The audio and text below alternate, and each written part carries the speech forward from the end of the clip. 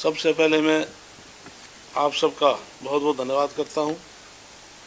आज स्वच्छ भारत मिशन ग्रामीण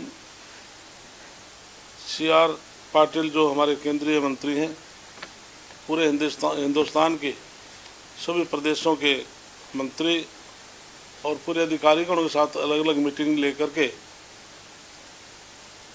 प्रदेश का जायजा ले रहे हैं।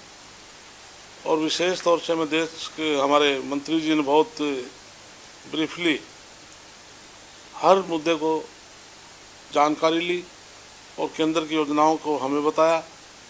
मैं देश के प्रधानमंत्री नरेंद्र मोदी का बहुत धन्यवाद करता हूं, नमन करता हूं कि जिन्होंने पूरे देश में स्वच्छता अभियान की जो शुरुआत की थी, आज देश का हर नागरिक आज स्वच्छता के प्रति मन बना चुका है और देश का हर नागरिक चाहता है कि भारत स्वच्छ रहे।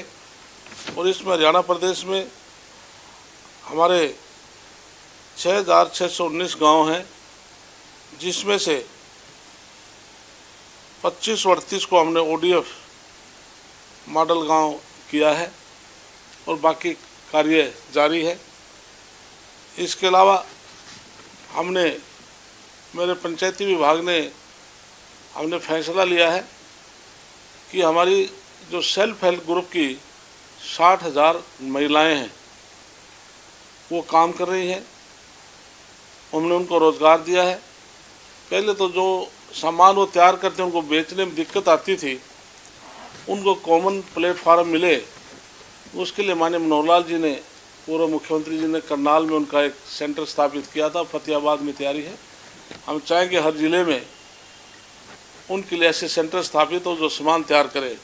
इसके साथ हमने स्वास्थ्य के साथ भी जोड़ने के लिए हमने पायलट प्रोजेक्ट की हमने तैयारी की है कि जो स्वच्छता अभियान की जो हमारे सेल्फ हेल्प ग्रुप की जो महिलाएं हैं, जो घरों का कचरा है उसको एकत्रित करने के लिए, सपोज करो एक घर में 5 व्यक्ति हैं, हम पर व्यक्ति हम 17 रुपये देंगे तो 17×85 रुपये हो गए।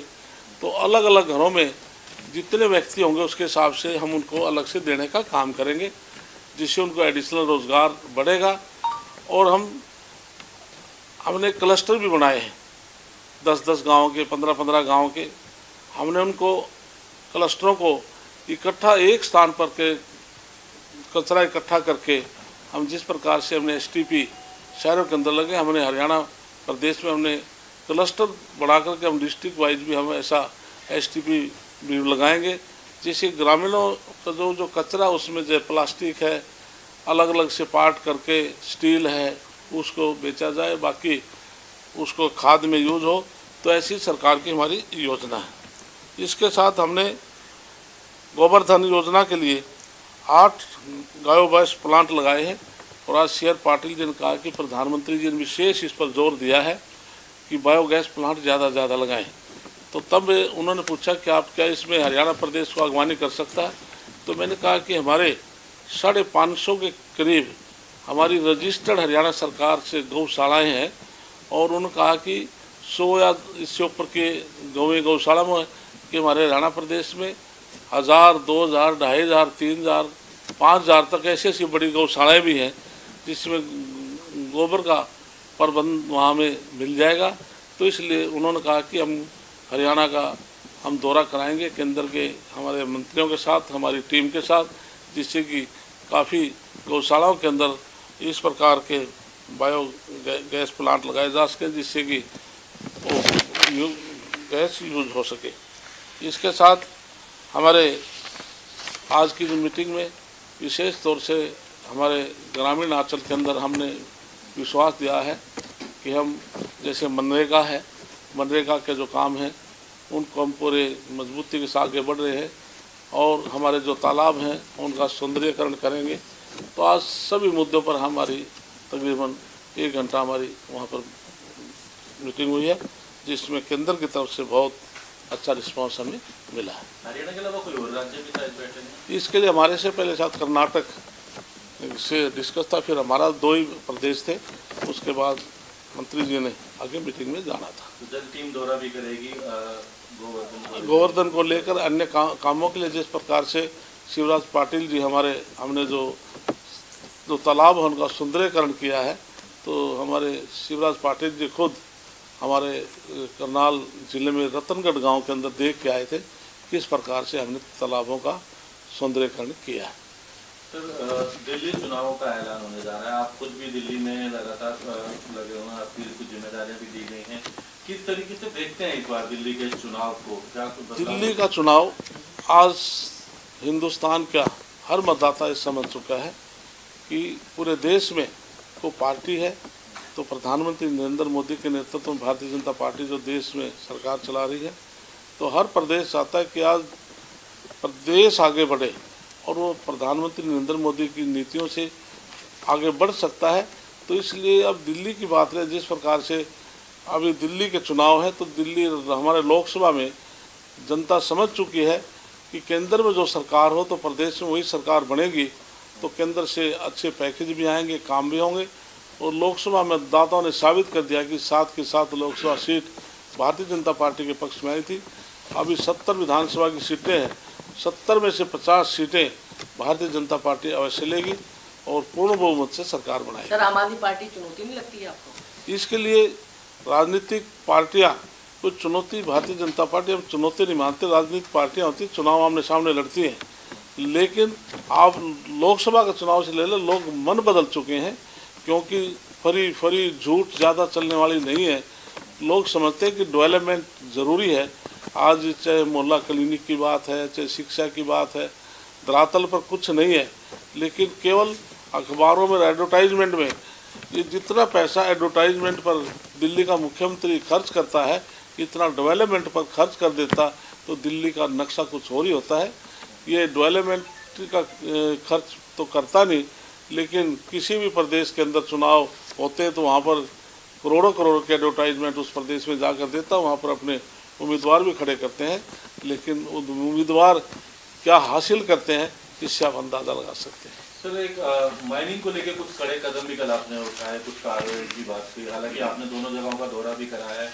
क्या जिस तरीके के आरोप लग रहे थे स्थिति देखते हो, किस तरह के कदम कर उठाए गए, कुछ अधिकारियों पर भी? इसके लिए आज पहले भी रणदीप सुरजेवाला का ट्वीट आया था, आज फिर ट्वीट आया है।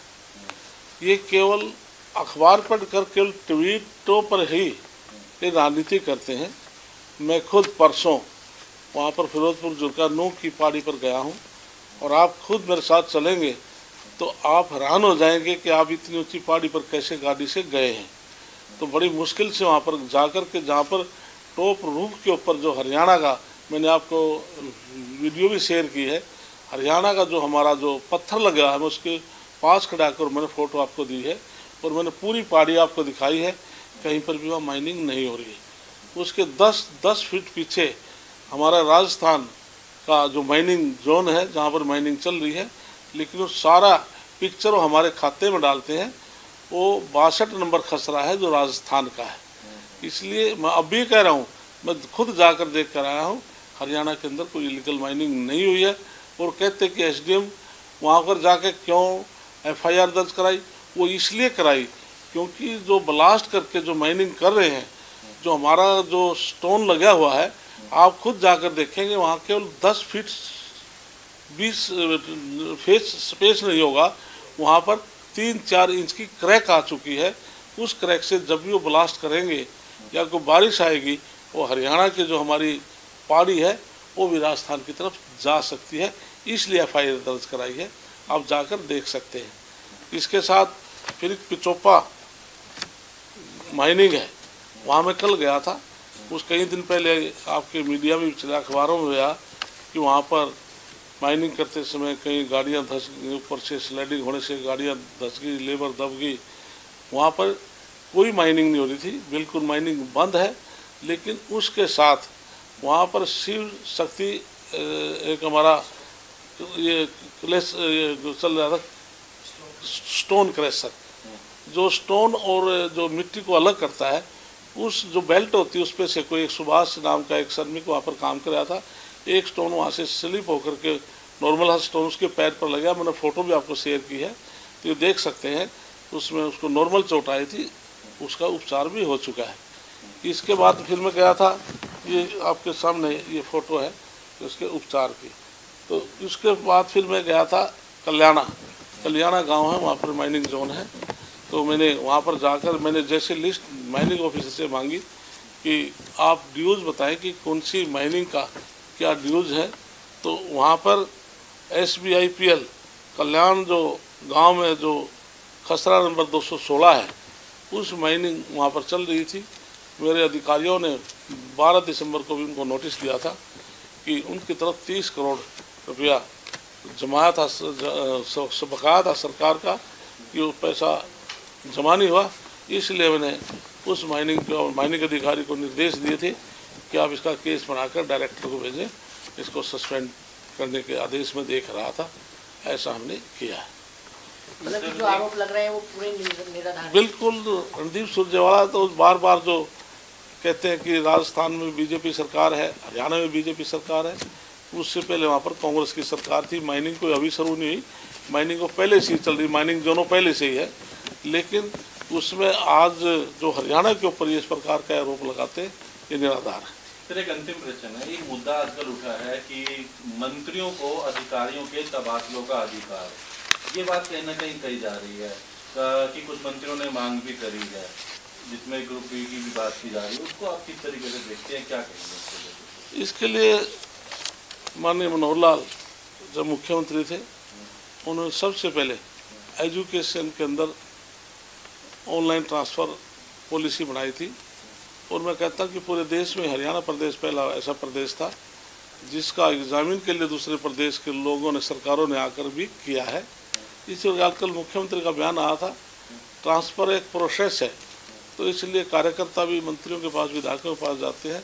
और ऐसा नहीं है कि नायब सैनिक सरकार में कार्यकर्ताओं का और विधायकों और मंत्रियों समान नहीं है, समान है, और ट्रांसफ़र होती भी रहती है। तो समय समय पर अधिकारी बदले जाते हैं। और किसी की कोई जेन्युइन प्रॉब्लम है, जैसे सपोज कर कि ऑनलाइन भी कोई ट्रांसफ़र है, यदि उसके फैमिली में कोई बीमार है, कोई ऐसे सर्कमस्टांसेस है, उस डिपार्टमेंट का डिस्ट्रिक्ट का हेड, DC चेयरमैन और CMO 3 की कमेटी ऑलरेडी पहले से ही बनी हुई है। तो उनकी रिपोर्ट के आधार पर उसका डेपुटेशन भी हो सकता है। ऐसी सरकार की योजना है। Thank you.